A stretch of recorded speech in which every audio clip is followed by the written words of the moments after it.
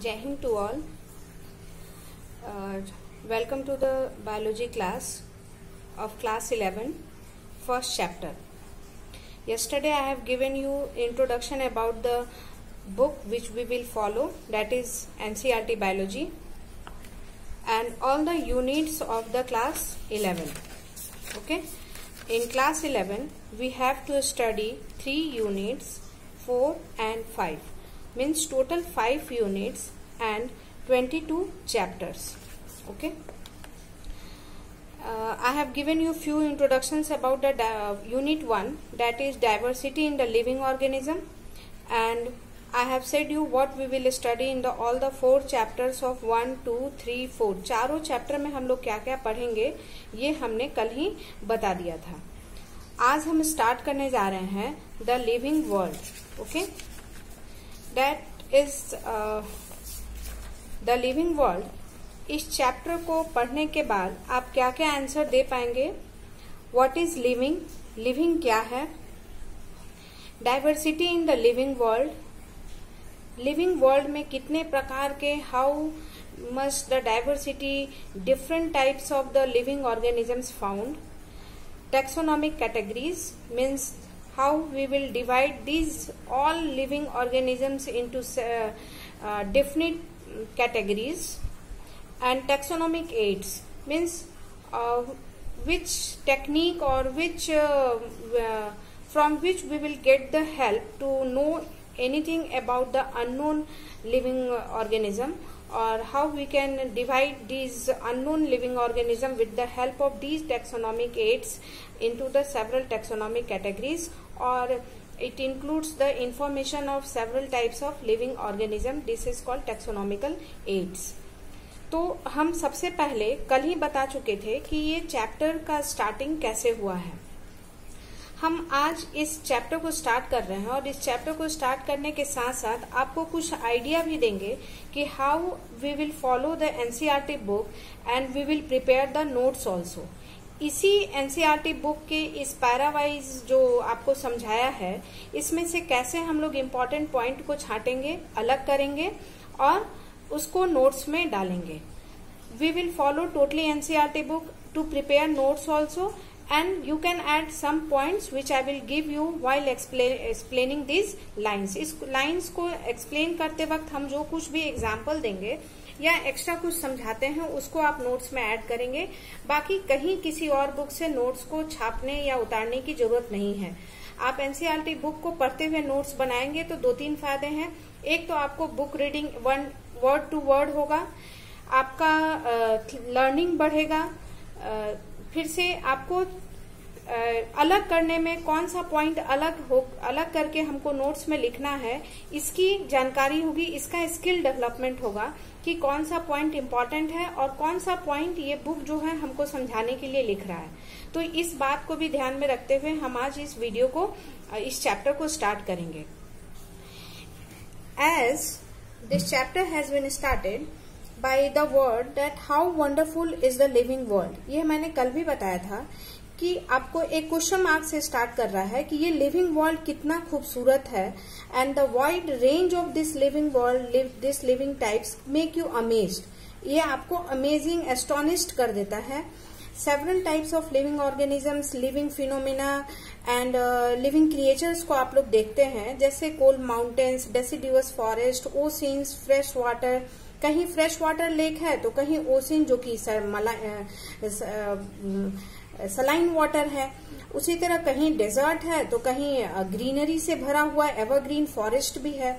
तो ये जो लिविंग वर्ल्ड है वो आपको एस्टोनिश्ड कर देता है, सरप्राइज्ड कर देता है और सोचने पे मजबूर कर देता है कि आखिर ये लिविंग है क्या. तो जब भी हम लिविंग को पढ़ते हैं तो while during studying the living characteristics we generally discuss the points which make the living living. एक लिविंग को लिविंग बनाने में, जीवित करने में जो कैरेक्टर्स काम आते हैं उसी को हम लोग, उसी कैरेक्टर्स से हम लोग लिविंग को डिफाइन करते हैं. तो उसी तरह ये चैप्टर स्टार्ट हुआ है. When we try to define living we conventionally look for distinct characteristics exhibited by the living organisms. ये जो डिस्टिंक्ट कैरेक्टरिस्टिक्स है लिविंग ऑर्गेनिजम्स के द्वारा जो एग्जिबिट करता है लिविंग ऑर्गेनिज्म, उन कैरेक्टरिस्टिक्स को अगर हम एक्सप्लेन करेंगे, that will explain the living, that will give the answer that what is living. For example, growth, reproduction, ability to sense environment and mount a suitable response come to our mind immediately as the unique features of the living organisms. जैसे ही हम living organism के बारे में सोचते हैं तो तुरंत हमारे दिमाग में क्लिक करता है कि आखिर लिविंग ऑर्गेनिजम्स कौन कौन सा फंक्शन जो है वो परफॉर्म करता है. तो हम देखेंगे कि लिविंग ऑर्गेनिज्म ग्रोथ करता है, रिप्रोडक्शन करता है, वो अपने आसपास के चेंजेस को या अपने बॉडी के अंदर के चेंजेस को सेंस कर लेता है और एक सुटेबल रिस्पॉन्स भी देता है. और immediately these all are features that will come to our mind when we are going to define what is living. तो हम भी एक एक करके ये सारे लिविंग के कैरेक्टर्स को पढ़ेंगे इस क्लास में और ऐसे ही नोट्स बनाएंगे. व्हाट इज लिविंग के को पहले जनरल कैरेक्टर्स लिखेंगे, growth, reproduction, metabolism, sense, stimulus, consciousness, these, and फिर एक एक पॉइंट को हम लोग डिस्क्राइब करेंगे. तो हमारा पहला पॉइंट बनता है ऑल लिविंग ऑर्गेनिजम्स का, वो पहला पॉइंट है ग्रोथ. ओके, ग्रोथ के बारे में हम इस क्लास में स्पेशल ये पढ़ेंगे कि व्हाट इज ग्रोथ. ग्रोथ का जो है वो ट्विन कैरेक्टरिस्टिक्स है. ग्रोथ का जो मेजरमेंट है वो दो तरीके से किया जा सकता है. One, if the living is increasing in mass और it is increasing in number. या तो वो मास में इंक्रीज कर रहा है या नंबर में इंक्रीज कर रहा है, तो उस ऑर्गेनिज्म को हम कहेंगे कि वो ग्रो कर रहा है. Like if we are taking one cell, this small amount, this small size, and if it grows and increases in mass, then here is the increase in mass. But in the same way, when we are taking this one cell and it is dividing and forming two cells, then it is increasing in number. It is also called growth. यहाँ भी इसको growth कहेंगे और increasing in number को भी हम लोग यहाँ पे growth कहेंगे. Okay, increase in mass and increase in number both is called growth. दोनों को हम लोग क्या कहेंगे? growth कहेंगे. तो अब बात आती है कि multicellular organisms grow by cell division. Multicellular organism जो है वो सेल डिवीजन के द्वारा ग्रो करता है. इस पूरे पैरा को पढ़ने के बाद हम लोग कुछ कुछ लाइंस को छाटेंगे जो कि नोट्स में लिखेंगे. पर हम बुक को पढ़ाते वक्त ये बोलते हैं और in my teaching skill I make underline the various sentences of the NCERT and these underline sentence you will put them in your notes. जैसे मैंने इस लाइन को अंडरलाइन किया है तो इस लाइन को लिखना है. ये सभी लाइनों को लिखने की जरूरत नहीं है, ये लाइनें टीचर आपको समझाएगा. Unicellular organisms also grow by cell division. जो यूनिसेलुलर ऑर्गेनिज्म है वो भी ग्रो करता है सेल डिवीजन से. Like one, now I have underline these lines. However this kind of, अब एक केस लेते हैं ग्रोथ का. जैसे हमने सैंड ड्यून्स लिया, बालू का एक जो रेगिस्तान में सैंड ड्यून्स बनते हैं वो लिया. उसमें भी तो ग्रोथ देखते हैं, जैसे हवा उड़ी और ये सैंड ड्यून्स काफी ऊंचे हो गए, इंक्रीज इन मास हो गया. Then this is also called growth. इसको भी ग्रोथ कहा जाता है. ओके, लेकिन यहाँ पे एक बात हम लोग मार्क करेंगे कि यहाँ जो ग्रोथ हो रहा है, सैंड जो एक्यूमुलेट हुए, इकट्ठा हुए, वो ऊपर से हुए, एक्सटर्नली हुए. मीन्स इस बालू के ऊपर से सैंड और आके इकट्ठा हो गए. ओके, लेकिन एक लिविंग में जब ग्रोथ होता है तो वो इंटरनली होता है. These lines we will make here underlined. और ये आपको कॉपी में भी लिखना है कि in living organisms growth is from inside and in non-living organisms object grow by accumulation of material on the external surface. जो नॉन लिविंग ऑर्गेनिज्म है उनके एक्सटर्नल सरफेस पे एक्यूमुलेशन के कारण, मटेरियल्स के एक्यूमुलेट हो जाने के कारण ग्रोथ होता है. लेकिन लिविंग में जो मटेरियल्स हैं वो इनसाइड द सेल ग्रो करते हैं. इनके ऊपर के एक्यूमुलेशन से इनका ग्रोथ नहीं होता है. इसलिए इसमें थोड़ा सा इस ग्रोथ वाले कैरेक्टर में थोड़ा पेंच आ गया, क्योंकि जब हम लिविंग को ग्रोथ से डिफाइन करेंगे तो हम ये बात ऐड करेंगे कि in living growth takes place internally and in non living growth also takes place but it is from external. Okay, so for growth we will not consider it as the wholesome defining characteristics of the living organism, क्योंकि इसमें थोड़ा exception आ गया है कि एक non living भी grow कर सकता है और एक लिविंग भी ग्रो कर सकता है. ओके, तो इसी तरह देखिए हमने ये नोट्स को बनाया है इस पूरे पैरा को लेकर. पूरी लाइन्स एनसीईआरटी की है. पॉइंट में हमने डाल दिया है increase in mass and increase in number of individual are twin character of growth. In plants, growth is continuous throughout their life span. In animals, growth is seen up to a certain age. Plants में growth पूरे life cycle होता है, पूरे life उनके जीवन काल में होता है, क्योंकि उनमें स्पेशल ग्रुप ऑफ सेल्स है. ये भी हम लोग फर्दर पढ़ेंगे कि क्यों प्लांट में ग्रोथ पूरा उनके लाइफ स्पैन तक होता रहता है. Here non-living also shows growth by increase in mass. Like this, sand dune is increasing. Everything I have written it from the NCERT book. In this way, you will convert this para of the NCERT book in notes. While reading, underline the important lines and make it in a notes. So here from growth we come to this conclusion that growth cannot be taken as a defining living characteristics without explaining the condition of growth. That ये अंदरूनी हो रहा है या external accumulation से हो रहा है. मतलब नॉन लिविंग में एक्सटर्नल एक्यूमुलेशन होगा और लिविंग में इंटरनली ग्रोथ होगा. और ग्रोथ किससे होता है? Increase in mass and increase in number. Second हमारा कैरेक्टरिस्टिक्स है वो है रिप्रोडक्शन का. Second come to the reproduction. In the same manner, I have prepared these notes from the book. This book only, NCERT. Reproduction, ये मैंने इसका जो first line है ये रिप्रोडक्शन का डेफिनेशन है. Production of progenies possessing features more or less similar to those of parents. Means production of progeny means offspring. Here offspring means baby, child, बच्चे. Offspring, production offspring possessing features of more or less similar to those of parents is called reproduction. Reproduction दो तरीके से हो सकते हैं, sexual reproduction and asexual reproduction. Here sexual reproduction brings variation, अंतर लाता है बच्चों में, पेरेंट्स से आपस में भी अंतर लाता है और पेरेंट्स से भी अंतर लाता है. But asexual reproduction no variation in the character. Asexual reproduction में कोई वेरिएशन नहीं होता है. देखिए मैंने हूबहू इसी के पॉइंट को उतारा है, बट ओनली प्रेजेंटेशन का तरीका बदल गया है और आपका एक छोटा सा नोट्स इसी बुक से तैयार हो जाएगा. No need of any other assistant और टेक्स्ट बुक. ओके, एग्जाम्पल इसी बुक में दिया है. Fungi multiply and spread easily due to millions of asexual spores. तो मैंने एक डायग्राम ऐड कर दिया कि एसेक्सुअल स्पोर्स से फंगी करते हैं. प्लानेरिया जो है वो एक फ्लैटवर्म है, एनिमल किंगडम में हम लोग पढ़ेंगे.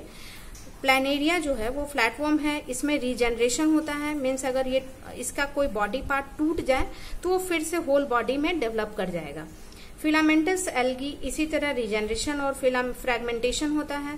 प्रोटोनीमा मॉसेस जो कि प्लांट है, इसमें हम लोग पढ़ेंगे कि बॉडी जो है वो फ्रैगमेंट टूट जाती है और फिर वो होल बॉडी में, होल पेरेंट बॉडी में ग्रो कर जाता है. तो ये सभी एग्जाम्पल्स आपके इस रिप्रोडक्शन टॉपिक में दिए हुए हैं. These all grow by asexual mode of reproduction. These flatworm, planaria, algae, mosses, fungus, these all are asexual reproduction. So the progenies will have no variation in their characters. अब एक खास बात आती है, इसी बुक में दिया हुआ है कि क्या कहेंगे यूनिसेलुलर रिप्रोडक्शन में. क्योंकि अगर हम एक यूनिसेलुलर बॉडी को लेते हैं like one cell, like form it like amoeba, तो ये अगर रिप्रोड्यूस करेगा तो मीन्स 2 अमीबा बनाएगा. And this 2 amoeba can be called as increase in number also. So in unicellular organism growth is synonyms with reproduction. Growth जो है वो reproduction के साथ एक ही वर्ड, एक ही तरीके से यूज किया जा सकता है. So if the question will come that why in unicellular organism reproduction and growth are same, the answer will be that in growth we know that there is increase in number. So here amoeba is also increasing in number, and in reproduction it also includes that production of progenies which is more or less similar to the parent. So here progenies are also formed in unicellular reproduction. एक से दो बन जाना ही reproduction कहते हैं. Parent body lost हो जाती है और वही पेरेंट बॉडी दो डॉटर सेल में बदल जाता है. इसी को हम लोग यूनिसेलुलर में रिप्रोडक्शन कहते हैं. तो यूनिसेलुलर ऑर्गेनिज्म में growth and reproduction are synonyms. ये एकदम लाइन आपकी यहाँ पे लिखी हुई है. Amoeba reproduction is synonym with growth that is increase in number of cell. अब एक यहाँ रिप्रोडक्शन में पेंच ये आता है कि अब बताओ उसको क्या कहेंगे कि अगर कोई व्यक्ति इनफर्टाइल है या कुछ ऐसे भी लिविंग ऑर्गेनिज्म हैं जो कि रिप्रोड्यूस नहीं करते हैं, like moles, honey bee, worker Honey बीज. वर्कर जो मक्खी मधुमक्खियों के छत्ते में जो हनी कलेक्ट करते हैं वो कभी प्रोजेनी अपना नहीं बनाते हैं. मोल्स भी रिप्रोडक्शन नहीं करते हैं. तो क्या ये लिविंग नहीं है? फिर यहाँ पे एक एक्सेप्शन रिप्रोडक्शन के केस में भी आ गया. रिप्रोडक्शन के भी केस में there comes an exception that what about the living organism which are sterile or do not produce any offspring, like mules sterile, worker bees infertile, human couples. ये example आपके यहाँ NCERT book में दिया हुआ है. मैंने बिल्कुल हूबहू एनसीईआरटी बुक को इसमें डाला है. हेंस अब बात ये हो जाएगी कि अब इस रिप्रोडक्शन को भी हम लोग complete defining characteristics of living organism नहीं कह सकते हैं, क्योंकि कुछ लिविंग ऑर्गेनिज्म ऐसे भी हैं जो कि रिप्रोडक्शन नहीं करते हैं लेकिन वो लिविंग ऑर्गेनिज्म है.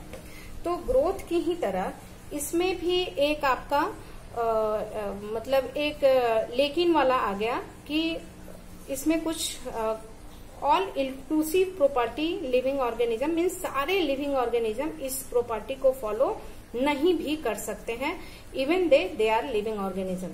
सो growth and reproduction are not inclusively defining characteristic of living organism. हम यहां तक पहुंचे. The third characteristic is metabolism. जो थर्ड कैरेक्टरिस्टिक्स है आपका वो मेटाबॉलिज्म का है. मीन्स की metabolism is the whole total sum total of all biochemical reactions that occurs inside a living body. Sum total of all biochemical reactions that occur inside a living body. Okay? अब ये बात ये जो characteristics है वो कभी भी आप एक लिविंग नॉन लिविंग ऑब्जेक्ट्स में एग्जिबिट, एक नॉन लिविंग ऑब्जेक्ट जो है वो कभी भी इस मेटाबॉलिज्म प्रॉपर्टी को शो नहीं करेगा. जो भी रिएक्शंस होते हैं मेटाबॉलिज्म के वो इनसाइड लिविंग बॉडी होते हैं. कभी कभी ये सभी रिएक्शंस को हम लोग लैब में भी करवा सकते हैं, जिसको हम लोग इन विट्रो कहते हैं.